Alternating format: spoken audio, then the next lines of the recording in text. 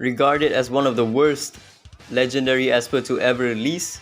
Now, with the release of the new Shimmer Knight 5, this guy has become pretty good when run together with the new Shimmer Knight 5.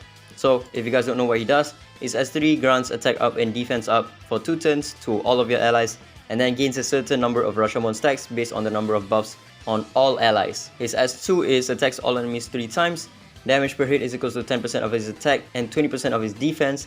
Each hit has a 55% if maxed out chance of inflicting buff block over 2 turns, absorbs 10% of AP and distributes it evenly across all allies upon a crit, cannot be resisted, consumes all stacks of Rashomon to deal extra damage. True damage per stack is equals to 10% of his defense, and this is the reason why he is very good when you run him with the new Shimmer Knight 5.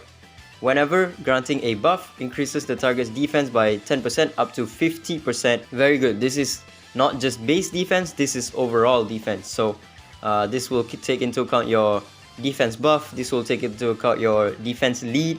So this is a flat 50% defense boost to all of your allies whenever he grants them buffs. I also tested it out. This is permanent. Even if he dies, it doesn't matter.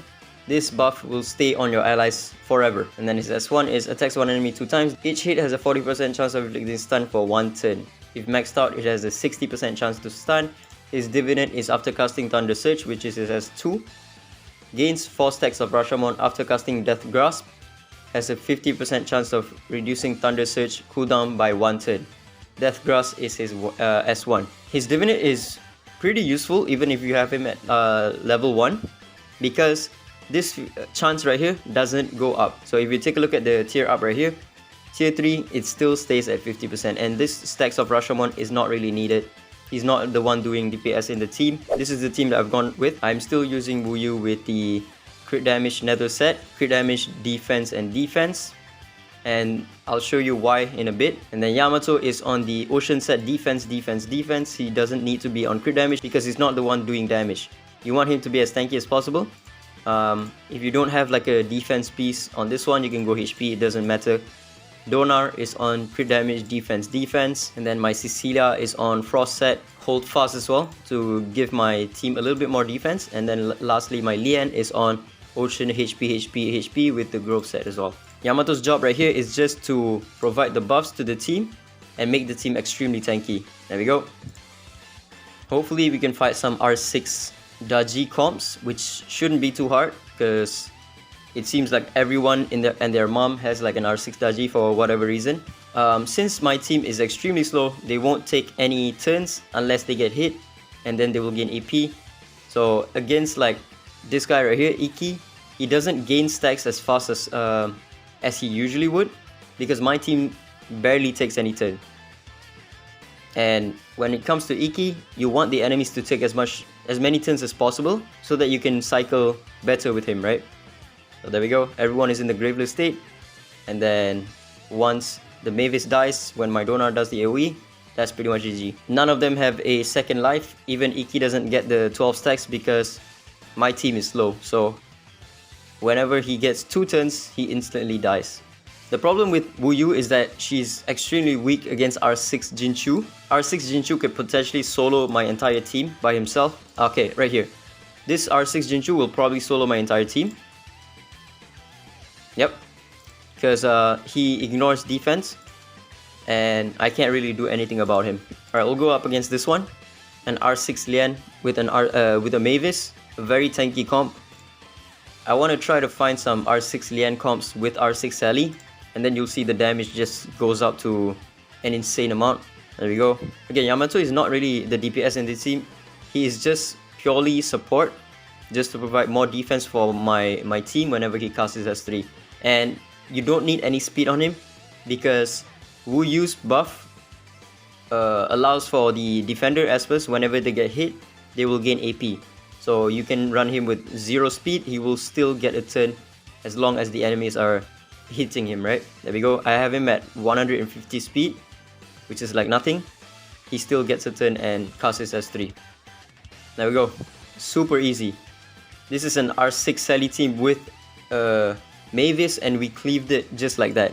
Now I'll show you why I still run Wu Yu on the Nether set.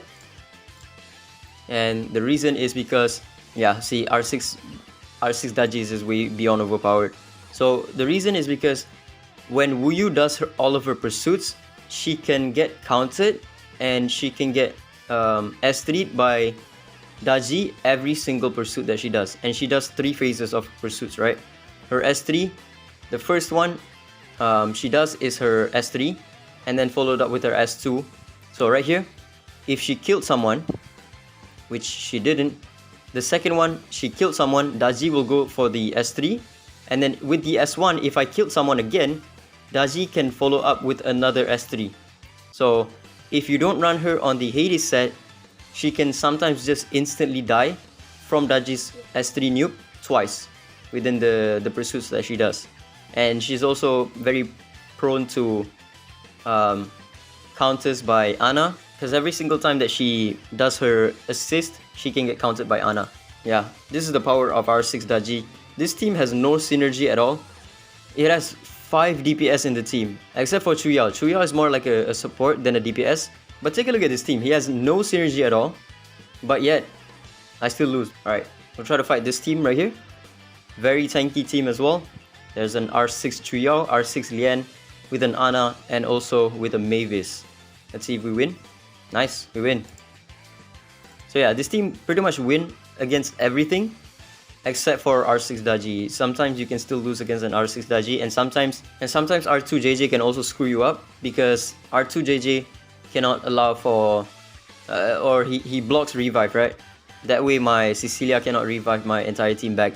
Cecilia is very good in this team because she doesn't take too many turns and she's a single target Asper.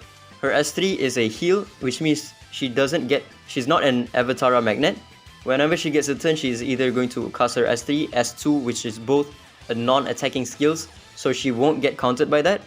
And her S1 is also single target, so most of the time she will not be targeted by Ana, she will not be targeted by, you know, any other Aspers that can counter you. And there we go. This is the reason why Cecilia is good in this team. My Lian is dead, but Cecilia is there to revive her. And then also because I have her at R2, she's going to reset my S3 on my Lian, so she can instantly cast her S3 when she gets her turn. My team is super tanky, so oh never mind. My Lian instantly died, but I think we should be fine because I still have her on the Hades set. She can out-sustain the rest of the enemy team. There you go. So yeah, she's gonna one-shot that Ana, put her cooldown up as well, and then at this point she can just lifesteal her way back up.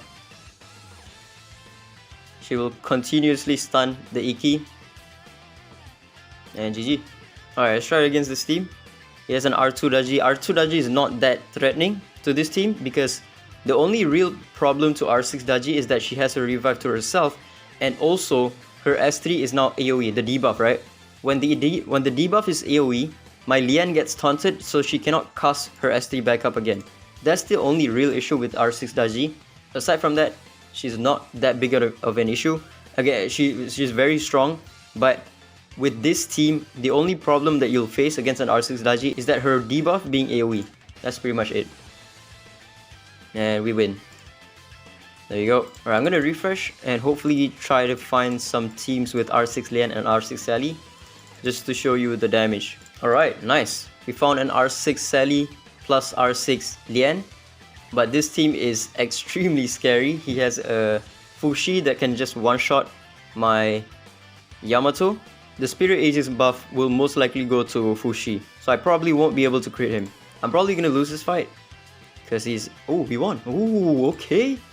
Look at that damage, 500,000. This is probably because of Yamato as well.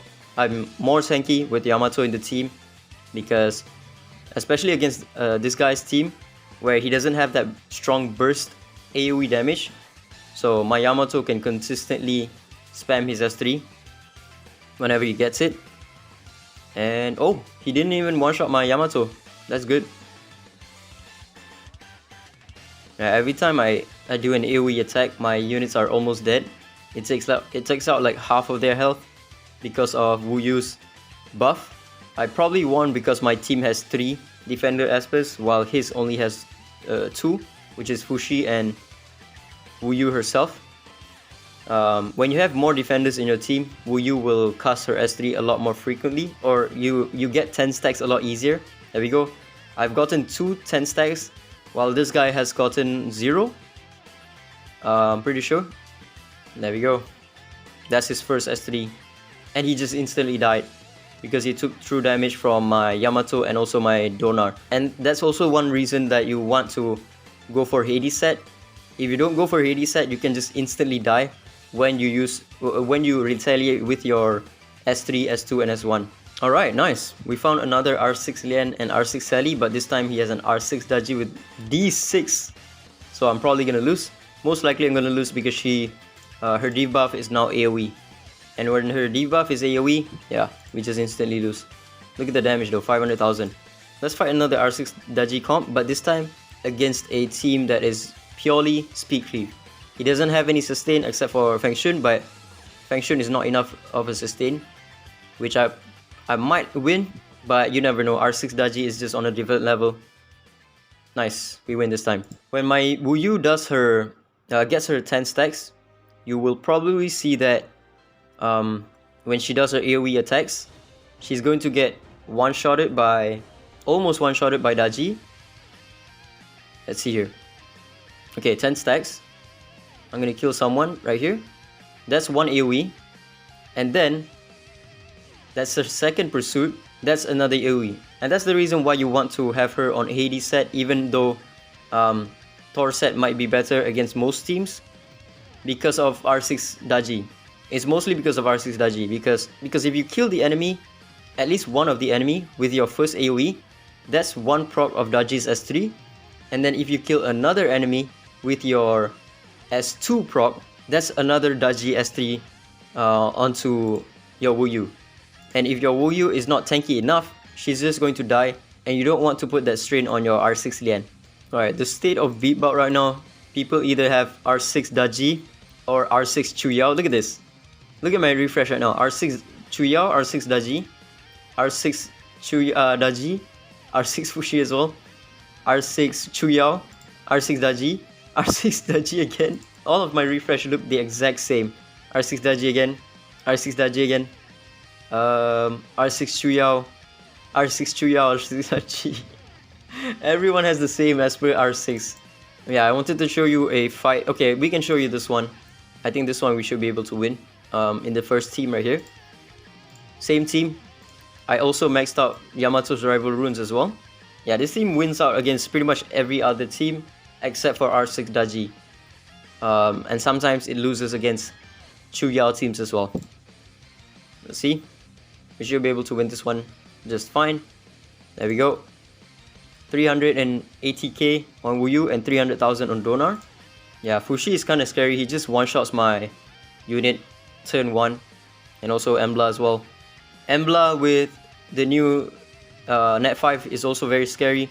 Embla, Fushi and Chuyao, because now Embla cannot be killed, and she also can cleanse all of her debuffs, right? Whenever you do damage to Embla, because of Chuyao's Spirit Aegis buff, she just cleanses those, so it's very hard to land stuns on your on the enemy Embla if the two are run together.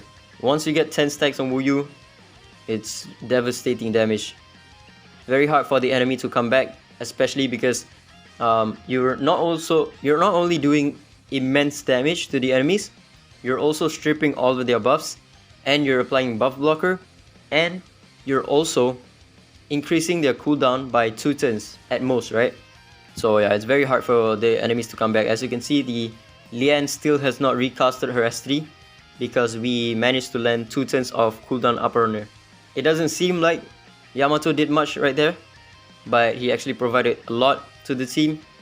One, he's a defender, so whenever he gets hit, my Wu Yu gains 1 stack, and the other one is he's also providing defense buff for the team. I know there's 2 defense buffers in my team, being Lian and also him, but it doesn't matter because in the meta right now we have 2 units, or not even 2, right? We have like 3 or 4 units that can AoE buff strip.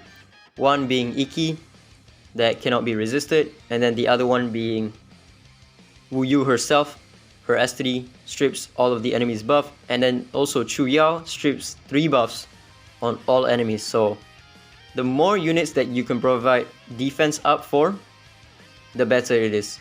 And Yamato provides defense up and also 50% defense increase for the allies that he gives the defense up. Yamato needs to be R2 for him to really be useful for this team. You don't need him to be at R6 because his job is only to provide the defense up and also this part right here, the 50% defense increase. His Divinate, you can leave it at level 1 or you don't even need to have it on. So if you have your Yamato at R2 or R6, then do consider building him because he's actually useful now. If you don't have the new Shimmer Knight 5, completely ignore this guy. He's damn near useless. But if you do, then give it a shot. That's about it. Ciao.